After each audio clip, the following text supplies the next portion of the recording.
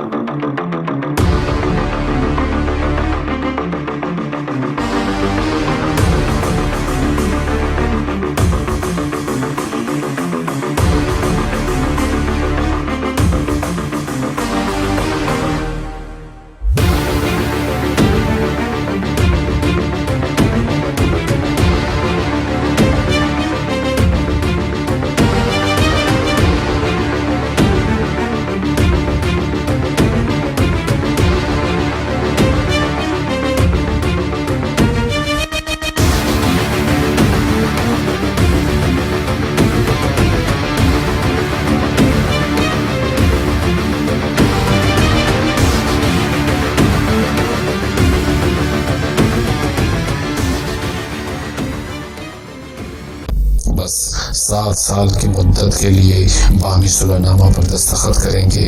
حدیث کے الفاظ ہیں، تمہارے اور روم کے درمیان 4 صلحیں ہیں اور چوتھی صلح آل عقل میں سے ایک آدمی کے ہاتھوں ہوگی جو 7 سال تک برقرار رہے گی۔ عبدالقیس کے ایک مرد نے، جسے المستور ابن غیلان کہا جاتا تھا، کہا کہ اس دن لوگوں کا امام کون ہوگا؟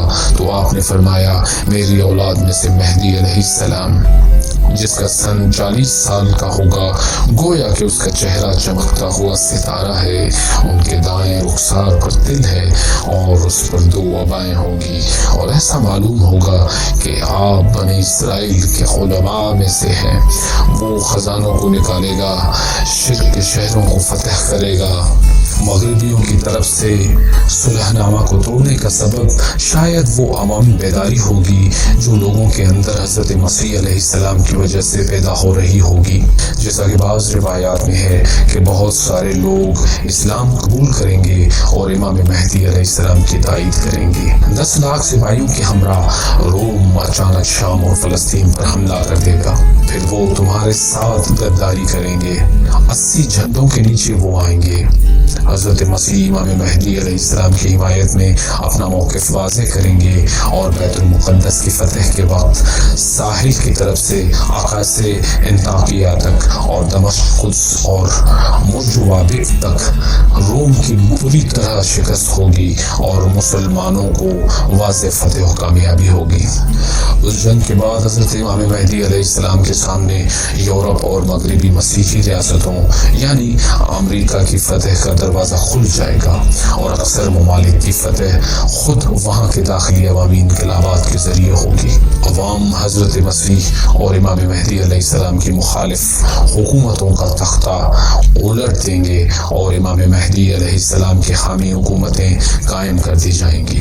جب امام مہدی مغرب کو فتح کر لیں گے اور پورا مغرب امام علیہ السلام کے حکم کے تحت آ جائے گا اور اکثریت اسلام کو قبول کر لے گی، تو حضرت مسیح وفات پائیں گے۔ ان کی نماز جنازہ حضرت امام مہدی علیہ السلام اور مسلمان پڑھائیں گے۔ حضرت امام مہدی علیہ السلام لوگوں کے سامنے آپ کو دفن اور نماز کے مراسم کا انجام دیں گے، تاکہ لوگ پھر اس طرح کی باتیں نہ کریں جیسے کہ انہوں نے پہلے کی تھی۔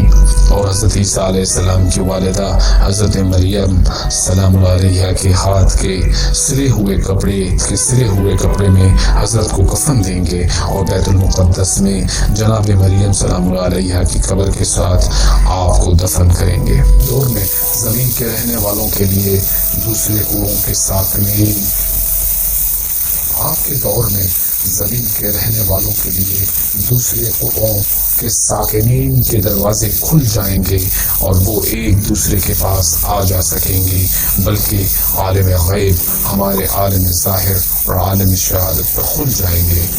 بہت سے لوگ زمین پر آئیں گے اور یہ لوگوں کے لیے اللہ کی نشانی اور آیت ہوں گے۔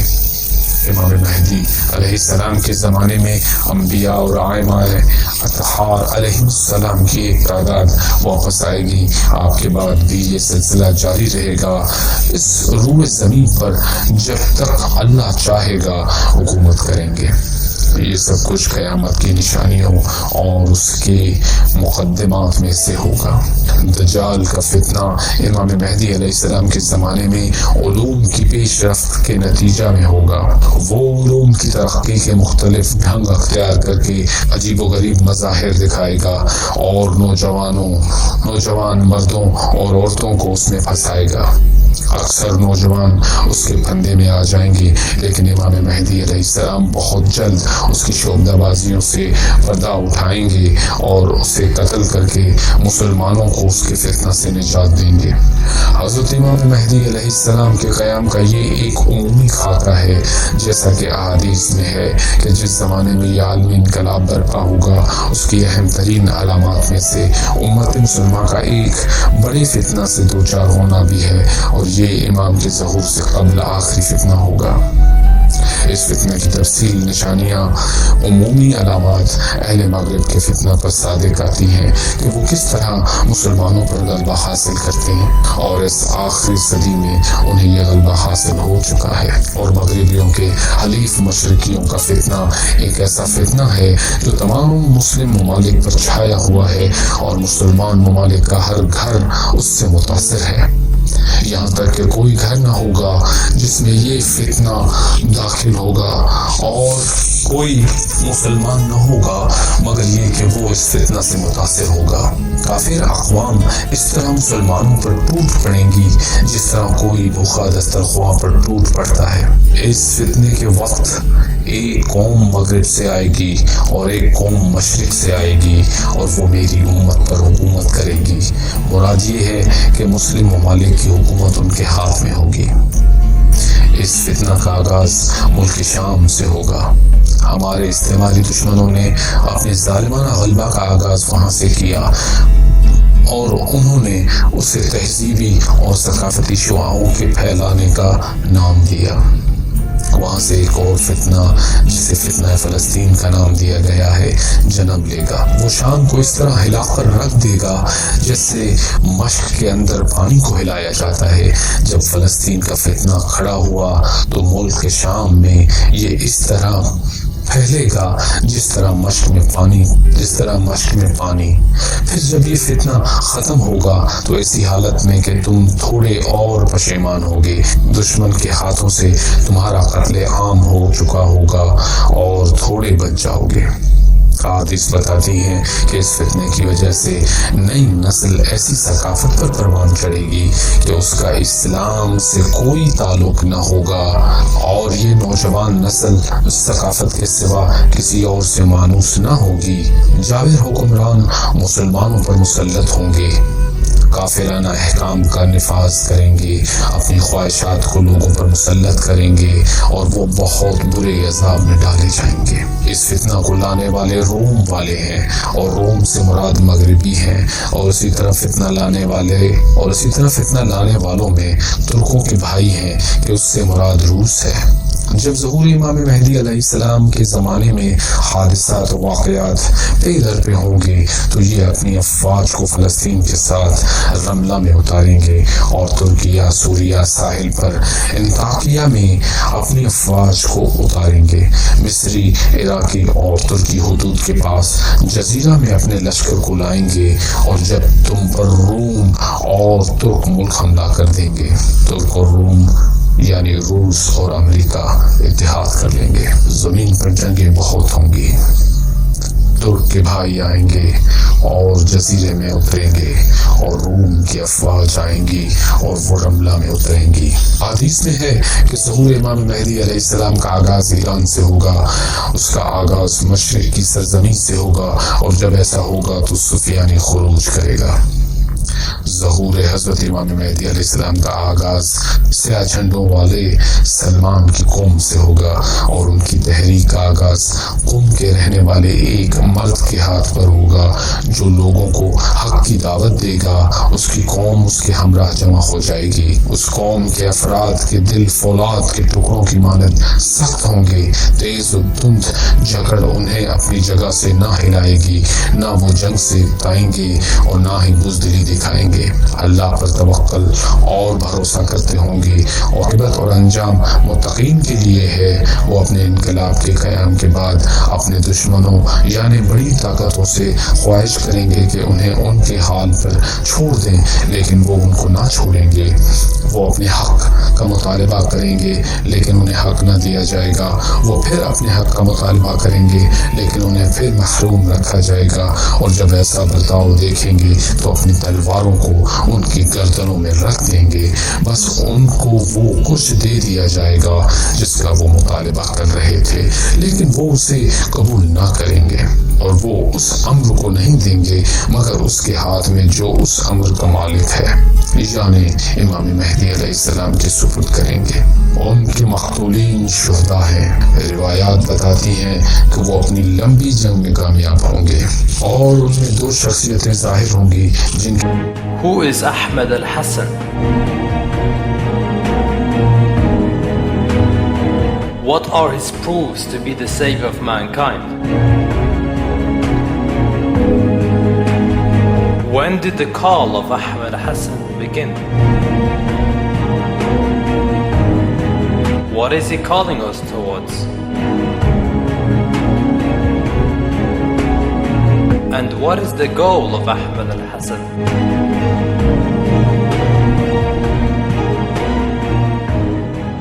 کے بارے میں وعدہ دیا جا چکا ہے۔ ان میں سے ایک خراسانی ہے جو فقیہ اور مرجعیہ سیاسی قائد ہوں گے، اور دوسرے شعیب بن صالح جو کہ مسلح افواج کا کمانڈر ہوگا۔ یہ زرد رنگ اور ہلکی داڑھی والا نوجوان ری کا رہنے والا ہوگا۔ یہ دونوں اپنے لشکر کے ہمراہ اپنے بچوں کو امام مہدی علیہ السلام کے سپرد کریں گے اور آپ کے ظہور کی تحریک میں شرکت کریں گے۔ ان میں سے شعیب بن صالح امام مہدی علیہ السلام کے مسلح افواج کا کمانڈر ان چیف ہوگا۔ احادیث سے پتہ چلتا ہے کہ سوریہ میں ایک تحریک اٹھے گی جس کی قیادت عثمان سفیانی جو کہ روم کا اتحادی ہوگا کرے گا۔ وہ یہود سے معاہدہ کرے گا اور اپنی حکومت میں سوریہ اردن کو متحد کرے گا۔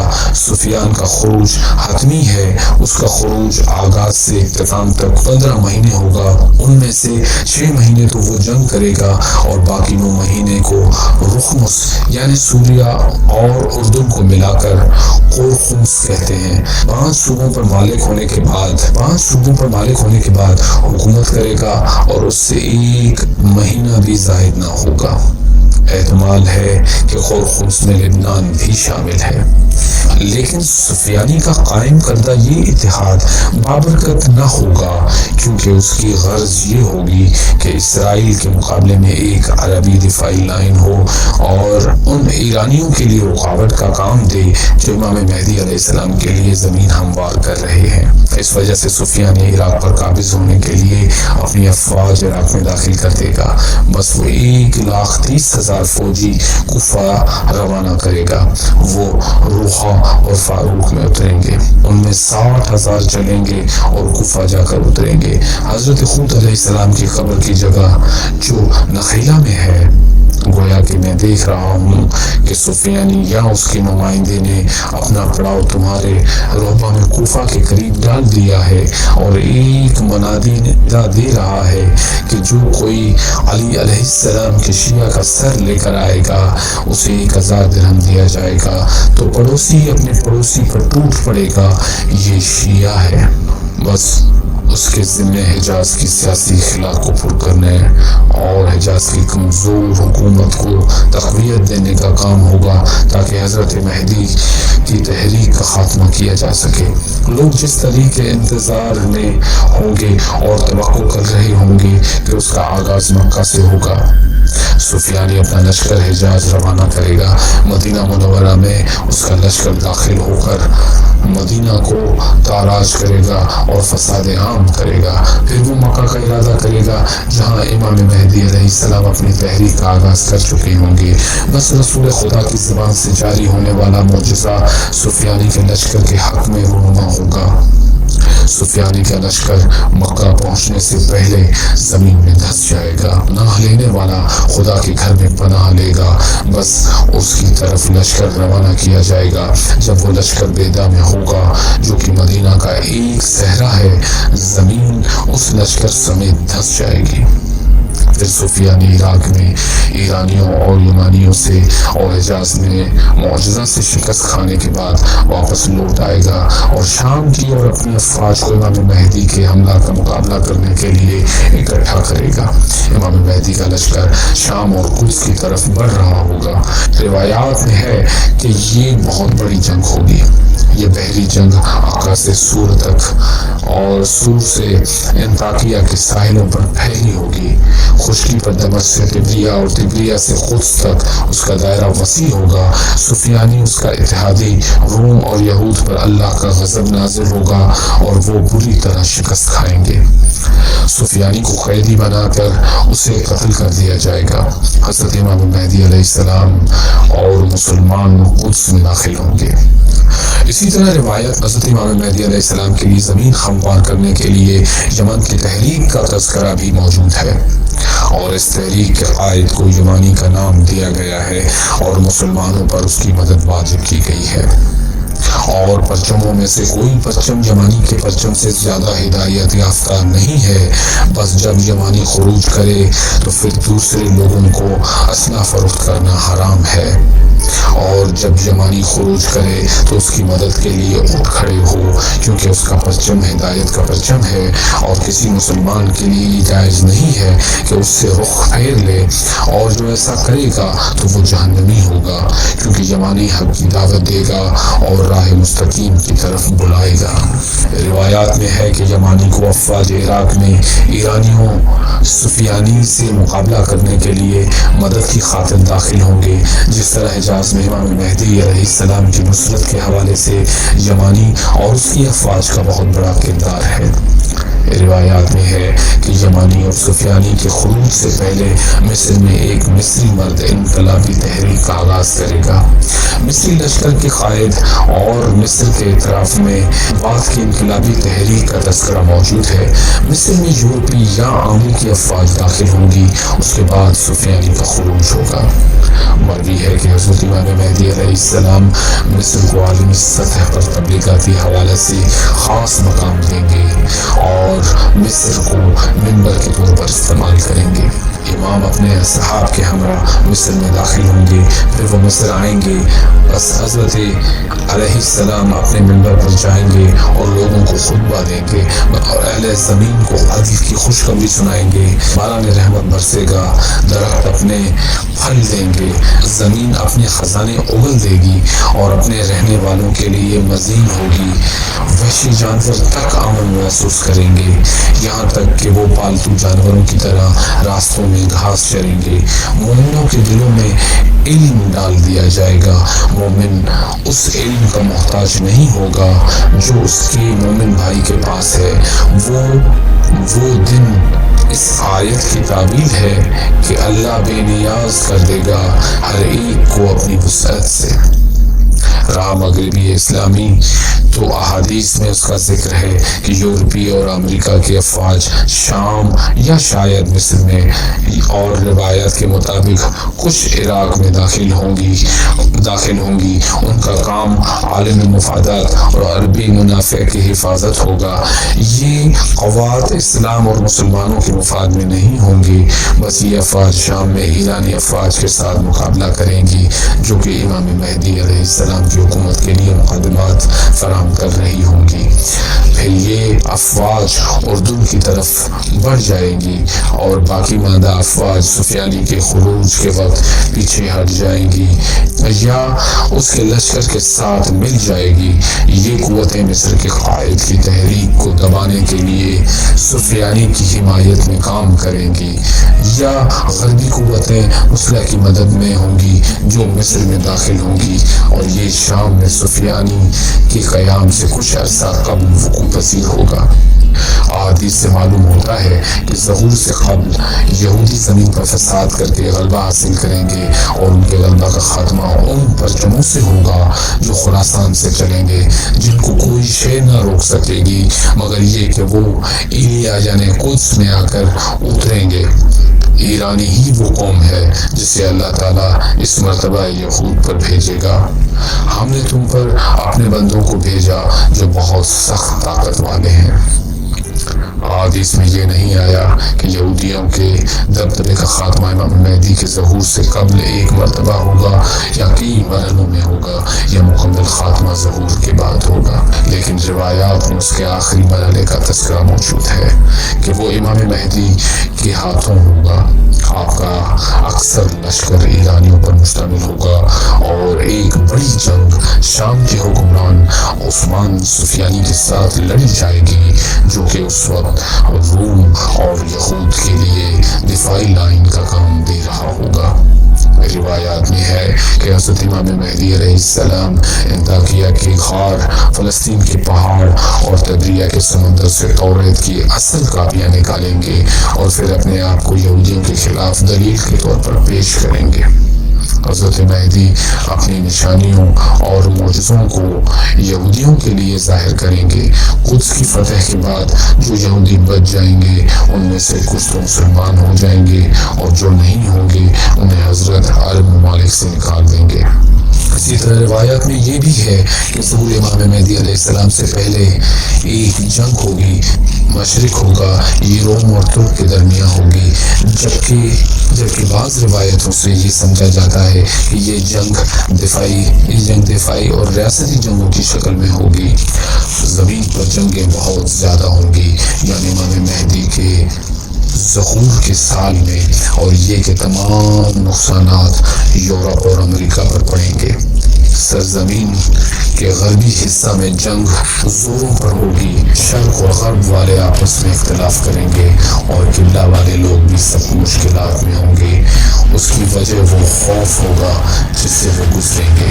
روایات سے یہ اشارہ بھی ملتا ہے کہ یہ جنگ کئی مراحل میں ہوگی، اور اس کا آخری مرحلہ ظہور امام علیہ السلام، حجاز کی آزادی اور امام مہدی کے عراق میں داخلے کے بعد ہوگا، اور ان سب کا حجاز کے اندرونی سیاسی بحران سے بہت گہرا تعلق ہوگا۔ روایات میں ہے کہ ناگہانی بیماریوں، طاعون یعنی کینسر، جنگ کی آگ سے بہت بڑے نقصانات ہوں گے، اور یہ پوری آبادی کے 2/3 حصہ کو اپنی لپیٹ میں لے لیں گے۔ یہ نقصانات مسلمانوں کو ثانوی حیثیت سے پہنچیں گے، یعنی مسلمان براہ راست ان میں مبتلا نہ ہوں گے۔ یہ سلسلہ جنگ کا جاری رہے گا یہاں تک کہ آبادی کا 2/3 حصہ ختم ہو جائے گا۔ آیات سے یہ اشارہ بھی ملتا ہے کہ یہ جنگ کئی مراحل میں ہوگی، اور اس کا آخری مرحلہ ظہور امام علیہ السلام، حجاز کی آزادی اور امام مہدی علیہ السلام کے عراق میں داخلے کے بعد ہوگا، اور ان سب کا حجاز کے اندرونی سیاسی بحران سے بہت گہرا تعلق ہوگا۔